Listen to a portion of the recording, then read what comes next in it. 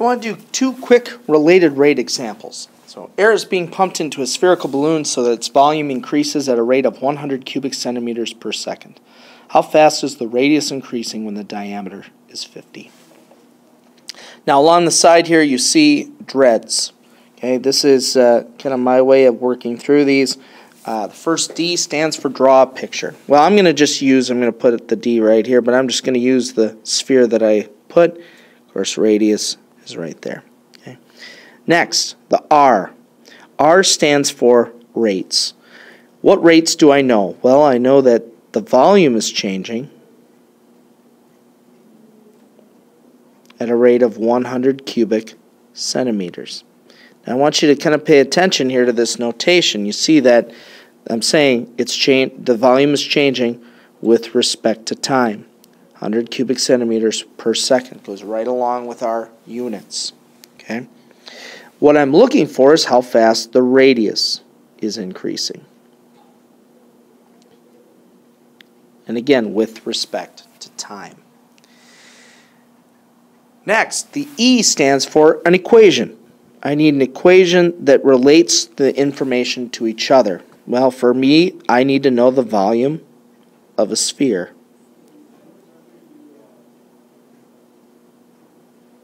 Okay. 4/3 pi r cubed. The second D stands for derivative. So find the derivative of your equation. Now, this is with respect to time. Okay, these are rates. I'm not finding how the volume is changing with respect to R. I'm finding it with respect to time. So the derivative of V becomes dV dt. Now, 4/3 pi, of course, is just a constant. I can leave it out front. The derivative of r cubed is 3r squared dr dt. I must include this implicit step. I'm not taking the derivative of r with respect to r. I'm taking the derivative of r with respect to time. That's why usually when you just say, well, what's the derivative of r cubed, we say 3r squared, because we're taking the derivative with respect to r, and dr is 1. Okay. Finally, the S stands for substitute in and solve. I know dV dt is 100.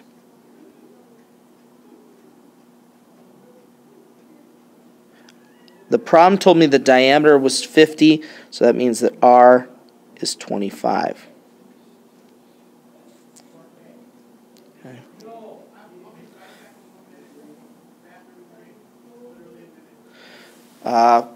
25 squared is 625. 4 multiplied by 625, this becomes 100, equals 2500 pi dr dt.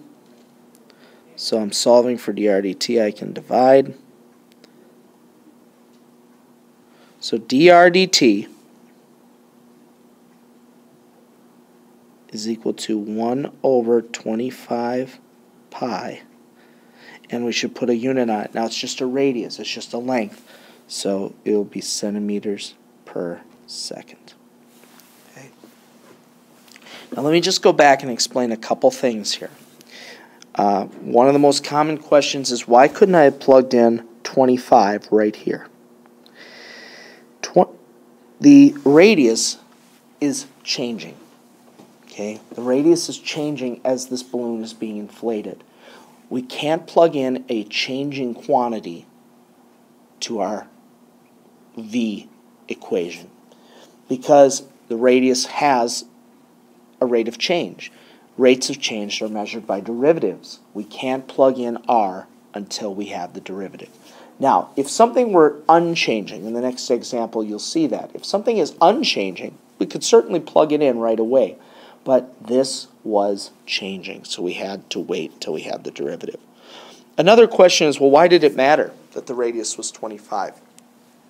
If we had a very small sphere, like a ping pong ball, and said, okay, we're going to quick expand it by 100 cubic centimeters, the radius would change rapidly. If, on the other hand, I had a giant sphere, with a radius of 10 feet, and I said, well, I just want to expand the volume 10 cubic centimeters, Well, that really wouldn't add that much. So telling us what the radius is and saying, okay, how is it changing at this point is important. A ladder 10 foot long rests against a vertical wall. If the bottom of the ladder slides from the wall at a rate of 1 foot per second, how fast is the top of the ladder sliding down the wall when the bottom of the ladder is 6 feet from the wall? So I'm going to use this as my pictures. Okay, so D. I'm just going to label X. I'll label this Y. And, you know, I don't like to write in measurements unless there's something that's not going to change. You could certainly write in 10 here because the length of the ladder is 10. It's not going to change. You could also, you know, give it a different name, call them like X, Y, Z. It wouldn't matter. Okay. All right, rates. Well, I know the rate at which the ladder is sliding away from the wall, so I know dx dt is 1. And what I'm looking for is dy dt. Now, let me just talk about dy dt very quickly. Since the ladder is sliding down the wall, that means that y is getting smaller. So I should expect for dy dt, when I solve for it, to be negative. So hopefully I can verify that. Now, the one other thing we could write here is that dz dt, the length of the ladder, is changing at a rate of 0 because it's just 10. Okay. Equation. Well, the easiest equation that relates all the sides to each other is Pythagorean theorem.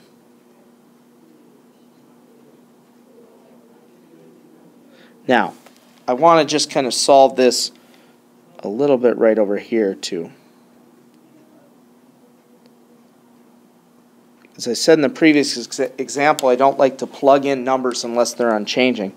What happens here if I did plug in 10? Because the length of the ladder is not changing. Okay. Well, now when I find the derivative,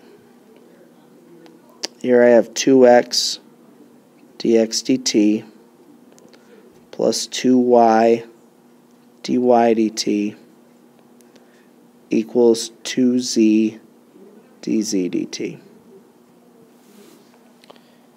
If I, on this other one, I'd have 2x dx dt plus 2y dy dt equals 0, because the derivative of 100 is 0. Well, now when I substitute everything in to solve, let's see, x was 6, dx dt is 1. I don't know y, so I'm just going to leave that. And over here I know that it's 10 and 0. So at this point you can see that you get the same thing. Because this whole right side is 0 regardless. So that's why you can plug in unchanging quantity in to the equation. As long as it's something that's not changing, you can substitute it in. Okay, so let me continue working this problem from this side. Here we got 12 plus 2y dt. Should be a y up here. Excuse me. Equals 0. Well, the problem here is I don't know what y is. And I know I need to solve for dy dt, but I don't know what y is. But I could easily solve for it. I know that x is 6. I know that z is 10. I could use Pythagorean theorem. 10 squared minus 6 squared, square root, and I'd get 8. So now I can substitute that in, and I could, use some algebra, subtract 12, divide by 16. Negative 12 over 16 is negative 3/4. So dy dt is equal to negative 3/4 feet per second.